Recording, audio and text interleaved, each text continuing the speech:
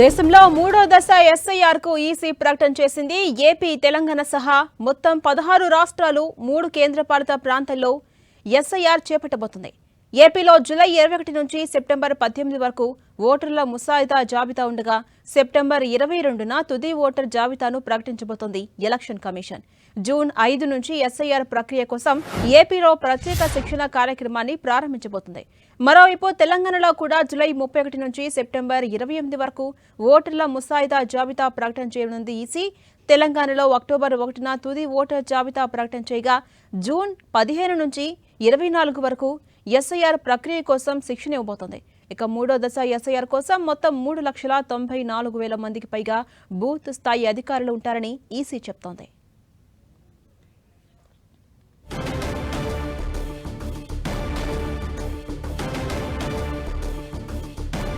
దేశంలో మూడో దశ ఎస్ఐఆర్ కు ఈసీ ప్రకటన చేసింది. ఏపీ, తెలంగాణ సహా మొత్తం 16 రాష్ట్రాలు, అలాగే 3 కేంద్రపాలిత ప్రాంతాల్లో ఎస్ఐఆర్ చేపట్టబోతోంది ఈసీ.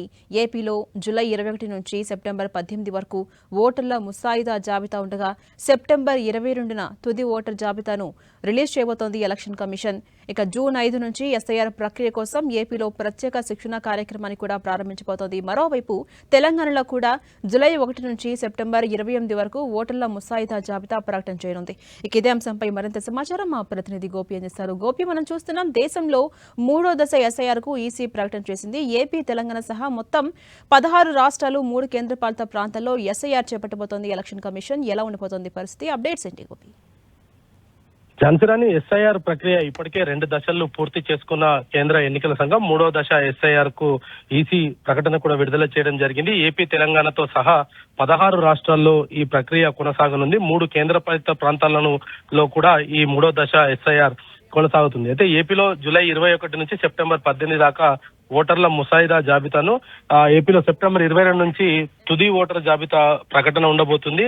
అయితే జూన్ 5 నుంచి ఎస్ఐఆర్ ప్రక్రియ కోసం శిక్షణ కూడా ప్రారంభమైంది. మరి తెలంగాణలో చూస్తే జూలై 31 నుంచి సెప్టెంబర్ 28 వరకు ఓటర్ల ముసాయిదా జాబితాను ప్రకటించబోతుంది. ఆ తర్వాత అక్టోబర్ 1న తుది ఓటర్ల జాబితాను ప్రకటించనుంది. తెలంగాణలో జూన్ 15 నుంచి 24 వరకు కూడా ఎస్ఐఆర్ ప్రక్రియ కోసం శిక్షణ తరగతులను ఏర్పాటు చేయనున్నారు. అయితే ముఖ్యంగా దేశవ్యాప్తంగా కూడా ఇప్పటికే 2 దశల్లో ఎస్ఐఆర్ అమలు చేయడము, దానికి సంబంధించిన రిజల్ట్స్ కూడా చూసాము. ఓటింగ్ పర్సంటేజ్ కి సంబంధించి కావచ్చు, ఇతర ప్రాంతాల్లో ఉండే వాళ్ళు కూడా తమ ఓటు హక్కును వేరే రాష్ట్రాల్లో 2-3 చోట్ల కూడా రిజిస్ట్రేషన్ చేసుకున్న వాళ్ళందరినీ కూడా తొలగించడం జరిగింది. అదే విధంగా చనిపోయిన వారు వేరే ప్రాంతంలోకి అక్కడ ఓటర్ గా నమోదైన వాళ్ళను కూడా పూర్తిగా ప్రక్షాళన చేయడం జరిగింది. దాని ఫలితాలు ఇటు తమిళనాడు కావచ్చు, వెస్ట్ బెంగాల్లో కావచ్చు అత్యధిక ఓటింగ్ పర్సంటేజ్ అయితే చూడడం జరిగింది. అయితే బోగస్ వైట్లు ఒక సైడ్ తొలగిపోవడం తోటి అసలైన ఓటర్లు ఓటు వేయడం తోటి ఆ యొక్క పర్సంటేజ్ వచ్చిందనేది కూడా వెస్ట్ బెంగాల్ చెప్పడం జరిగింది. మరి మూడో దశ ఇటు తెలంగాణ, ఏపీలో ఏ విధమైన ఫలితాలు రాబోతున్నాయో వేచి చూడాలి ఝాన్సీ.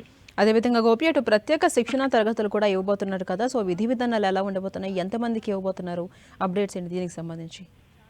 అయితే ఆయా రాష్ట్రాల ఎన్నికల అధికారులు దీంట్లో పాల్గొంటారు. ముఖ్యంగా ఈ ముసాయిదాకు సంబంధించిన ప్రక్రియ పూర్తి అయిన తర్వాత ఇతర ప్రాంతాల్లో నమోదైన ఓటర్లను కూడా అందులో ఆన్లైన్ లో గుర్తిస్తారు. ఒకవేళ 2-3 చోట్ల కూడా రాష్ట్రంలో ఉంటే గనక వాళ్ళందరికీ సంబంధించిన ఓట్లను తొలగించే ప్రక్రియ కూడా ఎస్ఐఆర్ లో భాగంగా జరుగుతుంది. మరి ఈ మూడో దశ ప్రక్రియ ఇటు తెలంగాణ, ఏపీతో సహా మిగతా రాష్ట్రాల్లో కూడా త్వరగానే పూర్తి అవుతుంది అనేది కూడా కేంద్ర ఎన్నికల సంఘం చెప్తుంది. అయితే ఓటర్ల జాబితా సవరణ జరగాల్సిన అవసరం ఉంది. బోగస్ ఓట్లకు సంబంధించి ఒక ప్రాంతంలో